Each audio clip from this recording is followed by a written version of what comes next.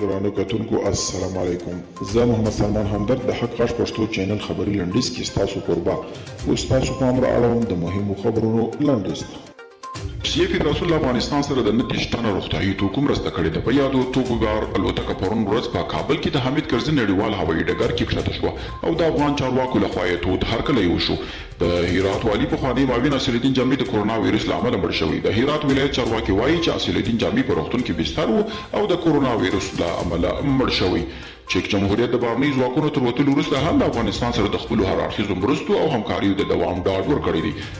د چک جمهوریت د بهرنیو چارو وزیر یعقوب کولانیک ویلي چې هیواد یې له افغانستان څخه سرتیري وباسي، خو ټینګار کوي چې افغانستان به هیڅکله یوازې پرې نږدي.